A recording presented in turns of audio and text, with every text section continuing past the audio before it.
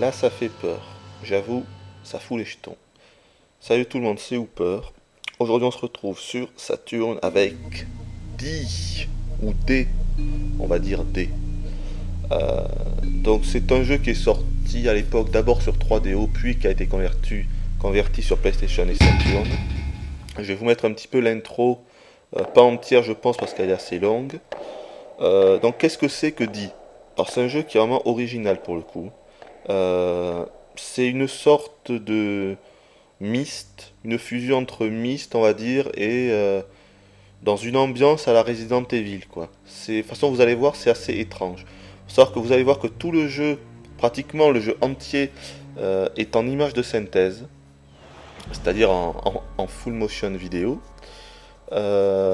C'était un peu la mode à l'époque de la 3DO, puisque c'est vrai que les développeurs avaient du mal à faire de la vraie 3D, où on puisse se déplacer librement dans un vrai univers en 3D, tout ça. C'était assez difficile de développer comme ça, donc ils faisaient surtout des jeux qui étaient super beaux, qui éclataient complètement la rétine, mais bon, on va passer l'intro là parce que c'est un peu long, mais euh, disons que dans le gameplay était plus que limité. Vraiment super limité. Voilà, donc là on commence. Donc vous voyez, enfin, je vous avais pas vu puisque j'ai coupé l'intro, mais on a été transporté dans un château. Là on est dans une sorte de vieux château. Donc comment on se déplace?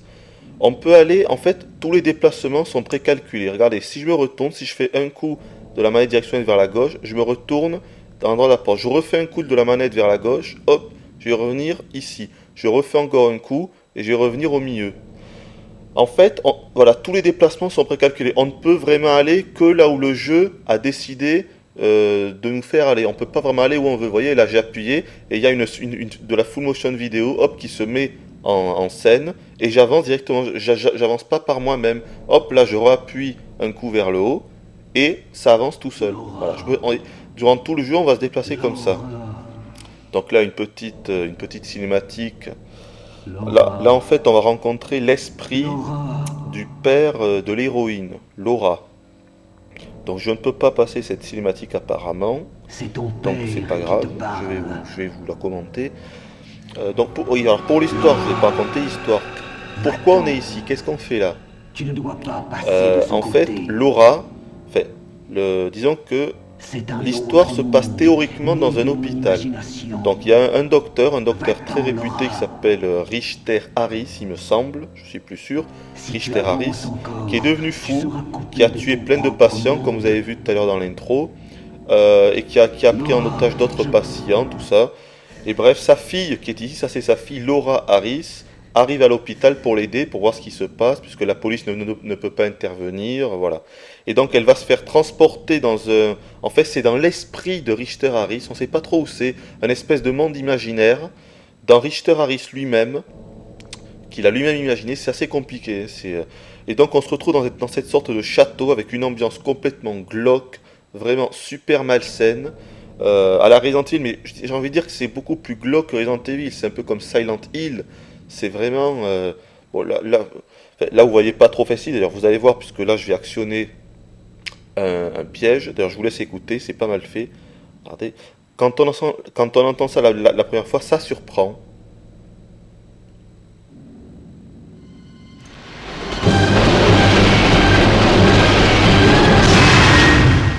Voilà, donc c'est sûr que ça surprend. La première fois qu'on fait le jeu, on s'y attend pas, surtout qu'ils font bien exprès de mettre une musique bon, stressante durant le jeu, mais très, disons, avec un débit très peu élevé, quoi. Le volume est très bas. Et quand ils mettent comme ça des scènes où il y a de l'action, ils augmentent le volume 10 fois supérieur, comme dans les vieux films d'horreur, où tout est calme et d'un seul coup, il y a un énorme bruit. Bon voilà, en fait là c'est pareil. C'est pour d'ailleurs, je vous conseille d'augmenter le son de la vidéo, de vous mettre dans le noir et seul pour regarder la vidéo. Et si vous avez l'occasion de jouer au jeu, c'est vraiment un jeu qui se joue seul, dans le noir, avec le volume à fond. C'est vraiment le genre de jeu qui se joue comme ça. Sinon, c'est impossible de l'apprécier. Alors là, je vous laisse regarder aussi.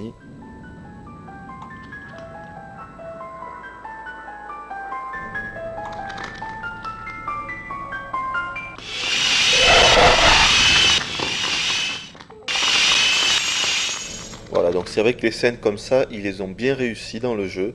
ça met vraiment dans l'ambiance, c'est vraiment angoissant à souhait. Faut dire que moi, D, c'est l'un des rares jeux qui m'a vraiment fait peur à l'époque, je sais pas quel âge j'avais, 14 ans probablement. Et c'est vrai que ça fait peur, quoi. Ça fout vraiment les jetons. Ça fait bien plus peur qu'un Resident Evil, par exemple. Moi, Resident Evil, il est excellent, mais il m'a jamais vraiment fait peur. D, c'est vraiment un jeu qui prend aux tripes. Il fait vraiment très très peur. Surtout si on met le son à fond et qu'on y joue en noir une fois de plus, ça fout les jetons.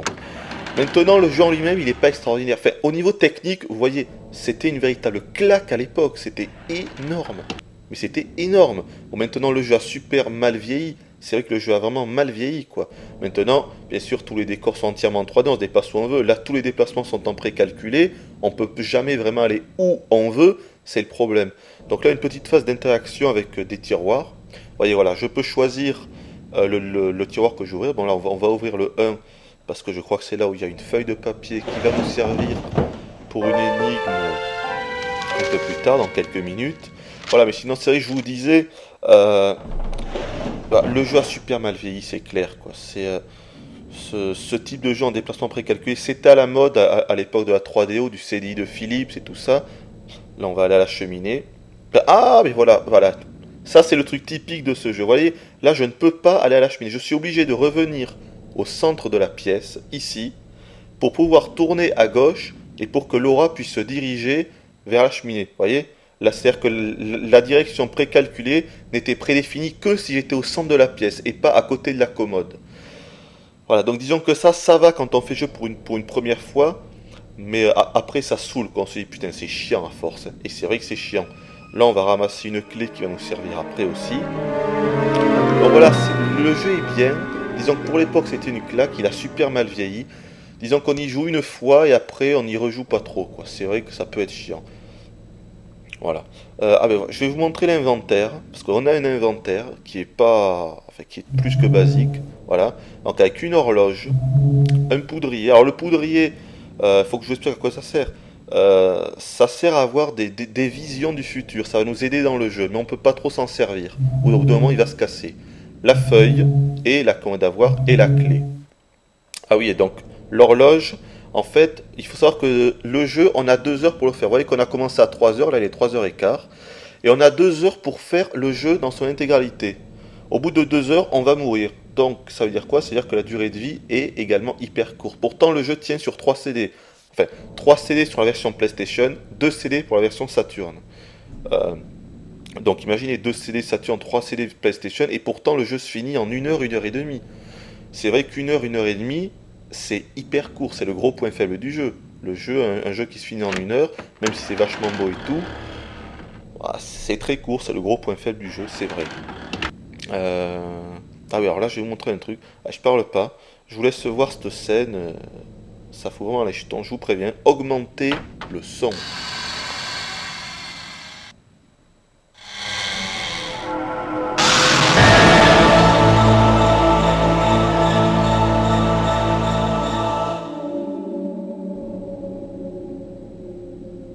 C'est vrai que c'est comme si on regardait un film d'horreur en fait, ce jeu. En fait, tous les jeux qui sont des sortes de films interactifs comme ça à l'époque, c'est vrai qu'on passait plus de temps à regarder qu'à jouer en réalité. Mais bon, moi j'aime bien, disons que D, je l'ai bien aimé. Maintenant, c'est vrai que sa durée de vie est, disons qu'on est à la limite du foutage de gueule. Parce qu'une heure de jeu, c'est quand même super court. Maintenant, tout le jeu est pratiquement tout le jeu est en image de synthèse. C'est vrai que c'était une vraie prouesse. En fait, c'était quelque chose de très impressionnant. Voilà. Et puis c'est vrai qu'à l'époque de la 3D au Philips et tout ça, on avait plus l'habitude de voir des jeux où c'était des films interactifs, c'est-à-dire où c'était vraiment des films, pas de l'image de synthèse, mais des films où on pouvait faire très peu de choses. Et donc ça fait plaisir de voir quelques jeux comme ça qui sont quand même en full 3D. Et c'est pas juste un mec qui a été filmé avec une caméra, comme plein de jeux comme Night Trap ou Mad Dog McCree, plein de jeux. D'ailleurs, Mad Dog McCree, je pense que je vous ferai une vidéo, un de ces quatre. Voilà, mais donc un jeu en full 3D, c'était assez rare à l'époque, quoi. Donc pour tout ça, il faut jouer à D au moins une fois. Maintenant, il a super mal vieilli. Voilà, alors, je vous montre l'inventaire. Allez, je vais prendre le poudrier pour montrer qu'est-ce qui se passe si j'utilise le poudrier. À savoir qu'on ne peut l'utiliser que 3 ou 4 fois. Donc je vais avoir un indice sur ce qu'il faut que je fasse, vous allez voir. Normalement, ça devrait me montrer la cible. l'assiette. Voilà, ça monte l'assiette. Donc ça veut dire qu'il faut que j'aille à l'endroit où il y a l'assiette. Et en fait, il faut que je mette la feuille dedans. Donc là, il va se craquer, je crois, voilà. Il se craque un petit coup. Et donc, plus on l'utilise, plus il va se craqueler. Et au bout d'un moment, il va exploser et on ne pourra plus s'en servir. Donc, on ne pourra plus avoir les visions du futur. Ça sera un peu plus compliqué. Ceci dit, encore une fois, vu que le jeu, on met 1 heure à le finir, c'est pas très grave. Donc voilà, je mets la feuille. Et on a 2 chiffres. Voilà, 2 chiffres romains qui s'inscrivent, un 4 et un 2. Et donc il va falloir revenir au tiroir de tout à l'heure, qui était aussi en chiffres romains, si vous avez fait attention. Il va falloir d'abord ouvrir le 4, puis le 2. Et donc très souvent dans ce jeu, il faudra revenir sur ses pas, il faudra revenir à des lieux où on a déjà vu. Et le problème c'est que l'aura est hyper lente. Comme vous voyez à l'écran, on ne peut jamais courir, hein. C'est un jeu qui est très lent, il faut être très patient. Parce que c'est comme ça, Voilà, c'est lent. Elle se traîne comme une limace, il faut le dire, quoi. C'est pom, pom, pom, pom, pom. Faut pas être pressé, On a l'impression qu'on dirige un vieillard de 90 ans. Mais bon, c'est pas très grave, on n'y fait pas très attention, c'est un des défauts du jeu, mais bon, voilà, il faut passer outre. Mais de toute façon, je crois que j'ai fait pratiquement le tour du jeu, hein. À savoir qu'il y a très peu d'action dans le jeu, il n'y a pas du tout, il n'y a jamais. Si, à un moment, on va combattre contre une armure, comment on va faire en fait avec une phase de QTE. Maintenant que j'y pense, c'est une phase de QTE qui est avant Shenmue, donc en fait ça existait avant Shenmue, puisque c'est une vraie phase de QTE. Il faudra appuyer, faudra faire les flèches directionnelles droite ou gauche et appuyer sur, je crois, 1 ou 2 boutons pour s'en sortir, mais ça dure 30 ou 40 secondes. C'est la seule phase, il me semble, en QTE du jeu, et c'est aussi également la seule phase d'action du jeu, un combat contre une armure. Plus tard dans le jeu, là je crois pas que je pourrais vous la montrer parce que c'est beaucoup plus tard dans le jeu. Voilà, donc j'ai ouvert le tiroir 4, donc j'ouvre le tiroir 2, et normalement, on devrait trouver quelque chose à l'intérieur. Voilà, la manivelle, la fameuse manivelle des Survival Horror, bien sûr, qu'il y a dans tous les Resident Evil. Non, ça me fait marrer. C'est vrai que cette manivelle, c'est quelque chose, ça. Je sais pas qui a inventé ce coup, qu'il fallait trouver une manivelle dans tous les Survival Horror pour actionner quelque chose, mais ça me fait marrer. Ça me fait vraiment rigoler, ça. Voilà, donc là, en fait, il va falloir aller au tonneau tout à l'heure. C'est le premier piège que j'ai déclenché, si vous rappelez, avec les points qui se dirigeaient vers moi. En fait, il va falloir mettre la manivelle dans le tonneau pour que le piège ne se déclenche pas, et on pourra avancer comme ça. Je crois que j'ai fait le tour du jeu, hein. Honnêtement, j'ai plus grand chose à dire sur ce jeu, hein, c'est vrai. Comme j'ai dit, je vais faire pas mal d'autres vidéos sur la Saturn. Je vais continuer les vidéos de toute façon. Voilà, je vais vous laisser un peu écouter l'ambiance très spéciale du jeu, très bien angoissante. Et si j'ai quelque chose à dire, eh ben, je le dirai. Donc je vous dis à tout à l'heure.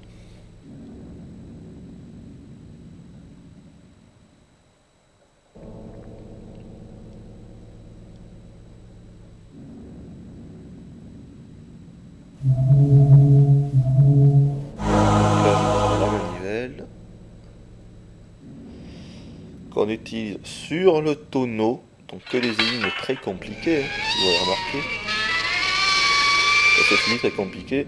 La première fois qu'on fait le jeu, on ne sait pas trop quoi faire, hein, on n'est pas censé savoir que la manivelle s'utilise sur le tonneau. On n'est pas censé savoir si on n'utilise pas le poudrier, et même si on utilise, c'est assez difficile de comprendre qu'il faut mettre la feuille dans l'assiette. Après, il faut comprendre que le 4 et le 2, c'est les 2 tiroirs qu'il faut ouvrir dans l'ordre en haut avec la commode. Bref, il y a des trucs, il faut faire travailler ses ménages, mais c'est un peu la chance. Disons qu'il faut avoir un bon esprit de déduction, quoi. C'est un peu à la Myst, ce jeu il me fait un peu penser à Myst. Vous savez, la série Myst, je sais plus comment s'appellent les suites, Raiden je crois, ou quelque chose dans le genre. Je ne sais plus. Sauf que Myst c'était du click and touch, c'est-à-dire qu'on cliquait sur l'écran, on avançait directement à l'écran d'après, tandis que là, chaque fois, il y a vraiment une scène cinématique qui nous montre l'avancement dans le décor. On n'est pas directement propulsé, c'est pas image par image. Voilà, c'est ça qui fait un peu l'originalité de D.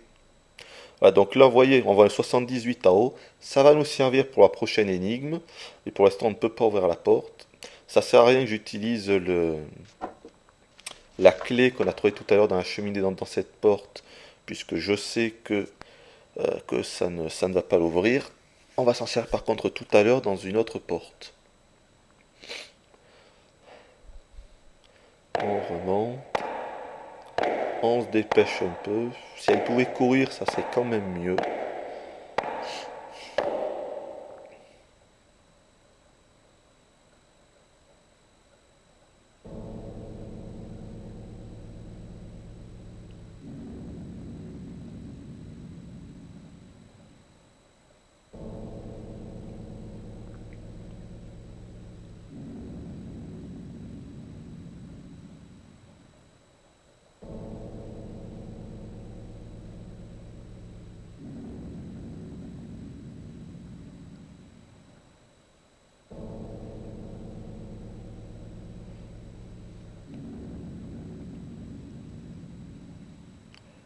Bon. Bon. Alors peut-être que vous vous demandez pourquoi je n'arrête pas la vidéo, parce que je vais vous montrer justement une petite énigme qui est juste après. Sinon c'est vrai que j'aurais pu arrêter la vidéo puisque je n'ai plus rien à dire. Mais j'ai envie de vous montrer l'énigme de maintenant. Ah, voilà. Je suis con là, il faut que j'utilise la clé. Oui, oui, réfléchis, c'est la clé qu'il faut utiliser. On se dépêche. Oui, parce que je vais vous montrer juste l'énigme qu'il y a juste après et on se quittera là. On se quittera là, mais c'est vrai que je voulais vous montrer cette petite énigme. Et voir si je vais y arriver, parce qu'on n'y arrive pas à tous les coups.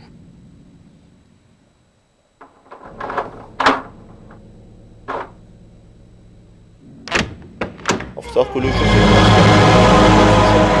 à un moment, on pourra aller dans le jardin, où il y aura une sorte de télescope, on montera dans une tour avec un télescope, mais tout le jeu se passe dans cet endroit très étrange. Ça fait vraiment...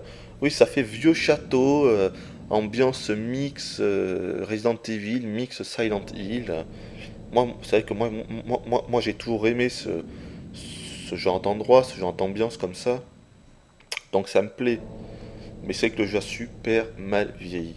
Là, j'en suis rendu compte en y rejoignant. Faut être motivé.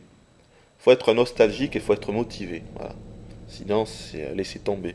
Maintenant, si vous arrivez à le trouver pour une poignée d'euros, moi je vous le conseille quand même. Hein. Mais c'est qu'à l'époque, plus de 400 francs, 450 balles pour un jeu qui se finit en 1 heure, ça faisait un peu mal au cul. Maintenant, pour une poignée d'euros, ça peut valoir le coup si vous êtes un nostalgique, si vous voulez voir comment se faisaient les jeux avant. Donc voilà. Donc là, je dois mettre 78 avec cette machine. Donc le 7 à gauche, le 8 à droite. Et là, j'ai tenté de mettre le 7. Ah merde, j'ai dû me gourer là. Voilà, je me suis gouré. Bon, parce que c'est pas si simple que ça, parce que vous voyez que ça fait comme une espèce de roulette des machines à sous, ça s'arrête pas directement. Et donc pour le chiffre de droite, là je dois m'arrêter, je crois, sur le 2 probablement, puisqu'à gauche j'ai un 6. Et en fait, vous allez voir, le chiffre où je vais m'arrêter, ah zut, c'est un 1, voilà, ça va augmenter de 6. Vous voyez, ça augmente de 6 parce que le chiffre à gauche est 6. Et donc ça s'arrête sur 7. En fait, le but, c'est que je réussisse à mettre le 7 à gauche et qu'après, à droite, je mette le 1. Comme ça augmentera automatiquement de 7 et j'arriverai à 8. Là, c'est bon, j'ai réussi le 7. Et avec un petit peu de concentration, je vais réussir à tomber sur le 1. Hop.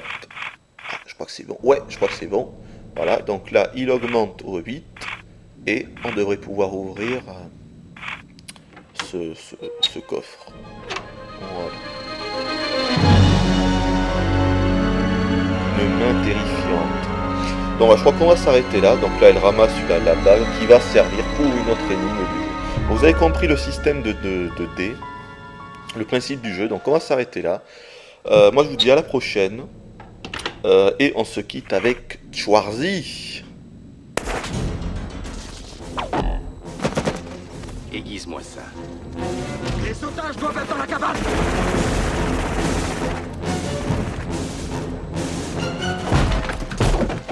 Toc toc.